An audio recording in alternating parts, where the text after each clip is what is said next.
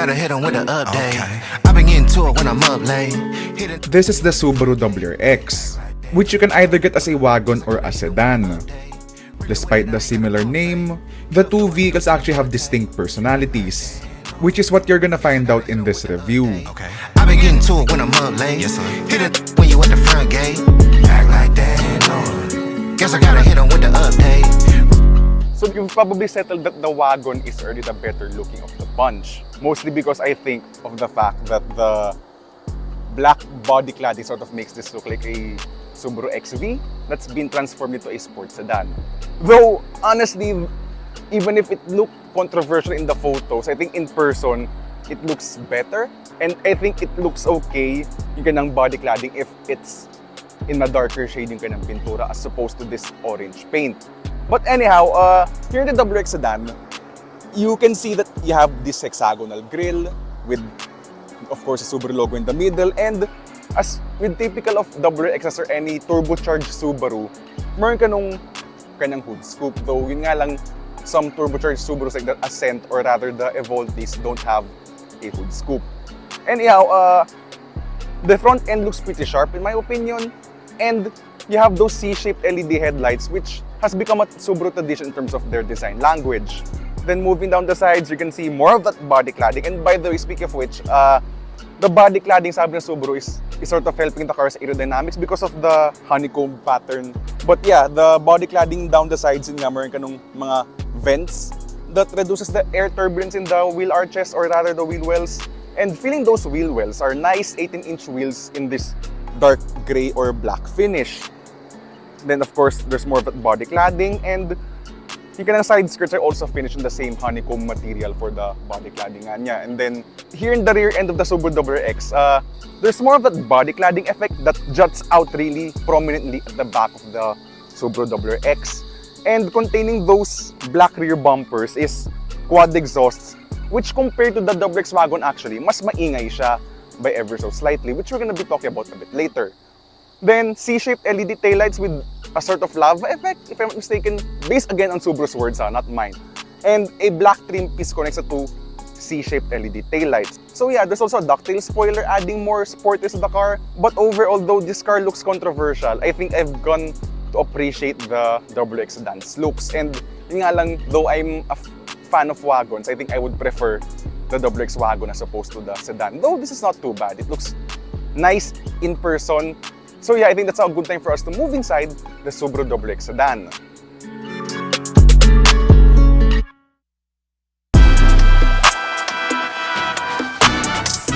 So here inside the Subaru WRX sedan, you do get a bit more sportiness. So that's achieved through the red stitching in the door panels. And you also get sportier seats with more aggressive bolstering and suede inserts to keep you better in place when you're doing hard cornering. And then, apart from that, that's really pretty much it in terms of the differences between the sedan and the wagon version. So, as for the tech and the features and stuff here, they're pretty much the same lang. So, you have this portrait touchscreen dito sa gitna tong 11.6-inch screen. Works well enough. There's Apple CarPlay and Android Auto. Yun nga lang, I don't like the fact that the engine start-stop system has to be buried in the touchscreen. And at least yung climate controls mo are readily available all the time instead of diving through menus to the touchscreen. And then you also get switches for the temperatures on the side of the screen. And then in front of you is a set of analog gauges, which it's not exactly a bad thing since lately talagang we've been exposed to fully digital gauges, so at least it's refreshing now to see analog gauges which are presented well in typical Subaru fashion. Yeah, so the back seats in the WRX sedan is, in terms of legroom, parehas lang siya with the wagon. Where it suffers a bit lang naman, like it's not even a big deal, so ito lang, is in headroom because yung sedan syempre has a bit of a sloping roofline. But with the wagon, you have a more upright roof going all the way to the trunk of the vehicle. And speaking of the rear seats, you have the same features as the wagon. So you have rear USB ports, a center armrest, and really that's pretty much it. Then you have a trunk, which is pretty good in terms of size for a car like this. And yeah, so let's just start driving this car because, well, that's what you're here, diba? What's the difference between the sedan and the wagon in terms of the driving experience. And you're gonna be surprised actually that there's quite a lot of difference pala compared to the WRX Wagon.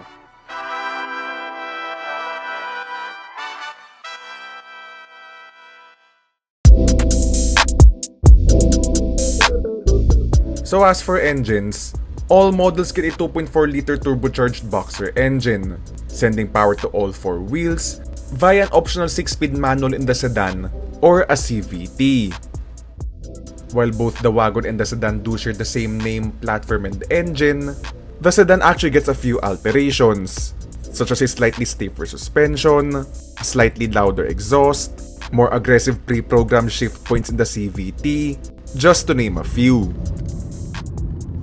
Yep, that's a lot of power and torque to hustle around this sports sedan.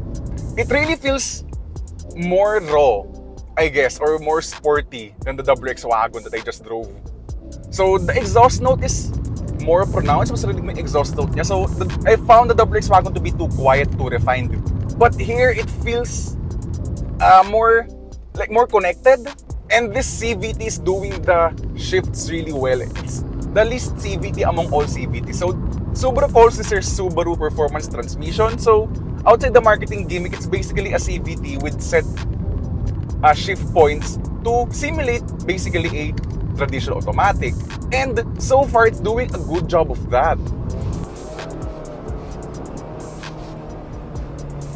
It's really kicking down the gears really well. And even in manual mode, which we're driving in right now, and in Sports Sharp, by the way, it really hangs on to the revs really well. It won't even upshift. Woo! So, there's also the part about the steering. No? So, the steering's really sharp. It's really connected. It feels like a scalpel. This feels more connected than yung steering niya compared to the WRX Wagon. This feels more engaging. There's a bit more weight to it compared to sa Wagon. Though that's not a light steering din yung sa WRX Wagon, mind you. But this feels more involving. Pero where it lacks though is in terms of feedback. I mean, hindi naman siya completely numb. Pero if you're gonna compare it to past Subarus or basically any past car naman, talagang nababawasan na yung mga feel ng electric power steering ngayon. Pero body roll is also more controlled. Not sure if placebo lang to, pero I find the WRX's suspension in the sedan to be better compared to the wagon. Pero contributing factor talaga to its grip levels, its high grip limits, it's the tires then, because this car has wider wheels compared to the WRX Wagon. And in fact, the choice of rubber pa nga here compared to the WRX Wagon is mas iba rin. So, the WRX Wagon uses Yokohama Blue Earths, which are narrow, eco-friendly tires. Pero this one is wider talaga, as in wider yung wheels niya. And sportier yung goma, mas makapit. Dunlop Sport Max yata, if I'm not mistaken. Combine that with the tenacious grip of the all-wheel drive system and power out of a corner, and it feels very confidence-inspiring. Yun nga lang though, the car is more refined this time around. This has more road noise ng konti compared to the WRX Wagon. But in terms of engine noise, as mentioned kanina, yes, it might sound a bit louder compared to the WRX Wagon. Pero, compared to the previous WRXs, this feels like too quiet, I think. Pero yeah, refinement, I think, road and wind noise, it's really good nga. Pero in terms of engine noise, I want more boxer rumbles, totoo lang. And then there's also the brakes. The brakes are makapit, and despite going a lot of turns here actually, hindi pa rin siya nag-fade. There's plenty of brake bite. And the brakes feel firm, by the way. The brakes are firm, so at least for me, I prefer firm brakes. So it's easier for you to modulate your brakes. And this is really good, yung brakes niya. My verdict with the WRX is, it's still a very fun sports sedan. It's still one of the best sports sedans. Actually, so the only sports sedan you can buy at its price point right now. I would go for the manual pa rin if I were gonna buy a WRX sedan. But this CVT is really good. Itong CVT niya. The CVT is the best CVT for me in the industry because it's the least feeling CVT, or at least CVT-like among the CVTs.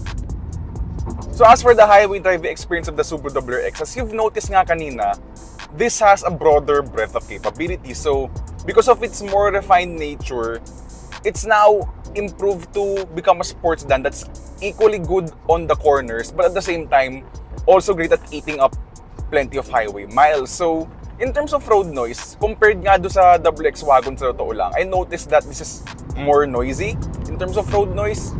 Pero compared to the past WRX, which you're gonna see my past reviews of that car na naman, this car is much more refined, much more docile, much more mature in terms of the driving experience. So as in the highway, the car feels stable, there's not a lot of vibrations and shake through the cabin. The Subaru Global Platform has been really, really good in terms of structural rigidity. So there's not much shake or vibrations going to the cabin even if you're going through rough pavement. Which, as you've seen nga kanina, of course, the stiffer structure enables the WRX to have tidy handling. So it doesn't upset the car kapag let's say yun nga, you're going through unsettled, twisty roads. And while you're at it, while you're at the highway, the engines are kept at a lower rev range. And as a result then, so it's a very relaxing long-distance cruiser nga as mentioned. And I think this is a good time to talk about the EyeSight 4.0 system of this car. So, yung kanang lane centering, automatic emergency braking is one of the best and most sophisticated because yung lane centering nitong EyeSight 4.0 is really good at really locking the car in the center of the lane. Talagang it's really gonna hold it tight yung pagka-center na sa lane. Making this a very relaxing long-distance cruiser indeed because syempre your mental load while driving the car is really reduced on long-distance drives as a result of the system. And of course, the adaptive cruise control is still one of the best, I think, in terms of implementation for me. Not just, again, in the mainstream segment, pero in like the automotive industry as a whole. It's really good in terms of how the ADAS suite performs. And yun nga, this car has your usual blind spot warning, rear cross traffic alert, and apart from the safety suite, of course, and the refinement aspect, this car also has good okay, sabihin ko lang, all things considered, maganda ang fuel economy niya despite having 271 horsepower. So I'm currently doing 12.4 liters per 100 kilometers. Convert that to km per liter, that's around 9 km per liter. So despite the all-wheel drive, despite the power it produces, okay na. Yun na lang sabihin ko, okay na yung fuel economy. It's not fuel efficient, could be better because as you've seen in BMW engines like yung Toyota GR Supra nga, that's doing similar fuel economy figures as the WRX Sedan. And that's not even being, yun nga, that has more horsepower compared to this car. The WRX Wagon is more fuel efficient though because that car has fuel economy oriented Yokohama Blue Earth tires. So those are eco tires and not sporty tires like this car's wider Dunlop Sport Max yata kung nagkamali. Yeah, that's about it. The Subaru WRX Sports Sedan is really good at being both a sports sedan and being a relaxing long-distance cruiser. And I think it's really done the job well in combining those two aspects to make a sports sedan that's now literally a car you can live with every day. Though kahit naman yung dati, you can live with that car every day naman. Pero it had rough edges that, you know, really made it raw. But here, it's now less raw, but still capable. But at the same time, more relaxing and more docile when you want it and when you need it.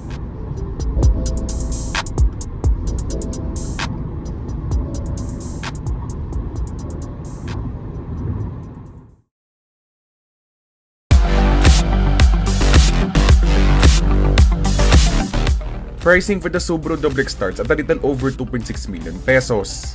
And for the first time ever, a range-topping TS or tuned by STI is being offered in the Philippines. Apart from a few exterior upgrades, the TS variants also benefit from a Harman Kardon sound system, adaptive suspension, added STI badging inside and out of the vehicle, just to name a few. As of the moment, the Subaru WRX is in a class of its own. For similar money, you can also get a Toyota GR Yaris. But then, that's a much smaller and more hardcore vehicle. Otherwise, while the WRX is more expensive than ever, its combination of practicality and performance is still hard to beat.